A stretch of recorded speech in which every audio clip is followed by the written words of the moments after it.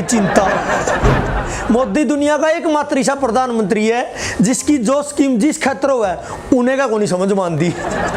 जो कर व्यापारियों का जीएसटी समझ में नहीं आया, और शास्त्रियों का नोटबंदी समझ में नहीं आई, डॉक्टरों का ताली और थाली समझ में नहीं आई, किसानों का किसान कानून नहीं समझ में आए, नौजवानों का अग्निपथ नहीं समझ में आई। मोदी के अंधभक्त इतने तेजस्वी अंधभक्त हैं, उनका सारी चीज समझ में आवे। मतलब वे आदमी भी अग्निपथ का समर्थन कर रहे हैं जिनकी 7-7 पीढ़ियां में कोई फौजी और पुलिसिया तो छोड़ो, वो होम गार्ड में भी को नहीं पावे। प्रधानमंत्री मोदी का कहना है कि जो फैसले आज लिए जाते हैं उनके फायदे आने वाले दिनों में दिखेंगे। हाँ बिल्कुल जी, को नोटबंदी के। वैसे एक बात तो है, इस स्कीम से प्रधानमंत्री मोदी का न्यू इंडिया का सपना जरूर साकार होगा, क्योंकि न्यू इंडिया में बेटा बाप तक पहला रिटायर होगा। भाजपा नेता जनरल वीके सिंह का कहना है कि 4 साल में रिटायर करने की स्कीम बहुत अच्छी है। वैसे बताए दिया, ये वही वीके सिंह है जो 35 साल नौकरी करने के बाद 6 महीने नौकरी के बढ़वाने के लिए कोर्ट में गया था। भाजपा नेता कुछ अंधभक्ता का कहना है कि यह स्कीम तो विदेशों में भी है। तो उन्हें बताया दिया, उन विदेशों की जितनी कुल आबादी है नी, उसका ज्यादा तो हरियाणा के बालक फौज की भर्ती में कद पूरा करने खातिर सिर पर भी लड़वाए अंडे। आईटी सेल वाले फैला रहे हैं कि 4 साल बाद एक अग्निवीर के पास 23 लाख रुपए और स्किल होगी।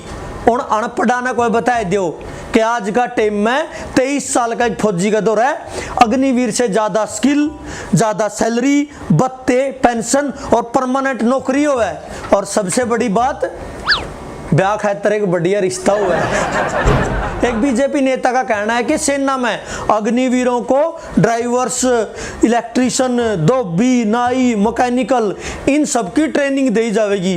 बोल भाई, जब लड़का पे ये सारे काम करवाने थे तो सेना में भेजने की क्या जरूरत है? रोहतक रोड पे एक ITI बनवा दे।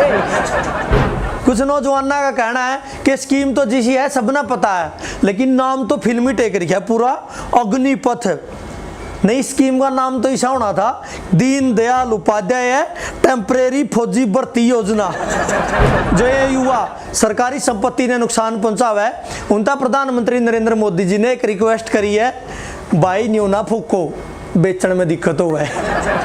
ये जो लोग बार बार विदेशों के उदाहरण देवे नहीं कि फलाना देश में भी यह स्कीम है, और के नौजवानों ने 4-5 साल फौज में लानी जरूरी है, वह भी ये करे है, तो उनकी जानकारी खातर बताया दिया कि उन फलाने विदेशों में 100% रोजगार है, कोई फौज में भर्ती होकर राजी को नहीं, तोड़ा की सरकार ने पकड़ पकड़ के जबरदस्ती भर्ती करने पड़े। लेकिन यहाँ सुबह 4 बजे उठ के खेता की पगडंडी पे, नहर की पटड़ी पे, पहाड़ की ऊंचाई पे, मैदान की गोलाई पे पसीना तरबतर नौजवान का दिल में सिर्फ एक जुनून हो है कि वर्दी पहननी है। इस देश में सेना की भर्ती मात्र रोजगार का एक साधन नहीं है, बल्कि लाखों युवाओं के लिए एक सपना है, और सपनों को ठेके पर नहीं दिया जाता। सारे साथियों ना जुड़कर राम राम। आपने ये वीडियो कैसी लगी हमने कमेंट करके जरूर बताइए। अगर आपने ये वीडियो अच्छी लगी है तो इस वीडियो ने ज़्यादा से ज़्यादा शेयर करो। अगर आप यह वीडियो YouTube पर देखने लग रहे हो तो हमारे YouTube चैनल भाई है तू मेरा ना सब्सक्राइब कर लो, और अगर आप Facebook पर देखने लग रहे हो तो हमारे Facebook पेज आपका रिपोर्टर ने लाइक कर दो। जय जवान।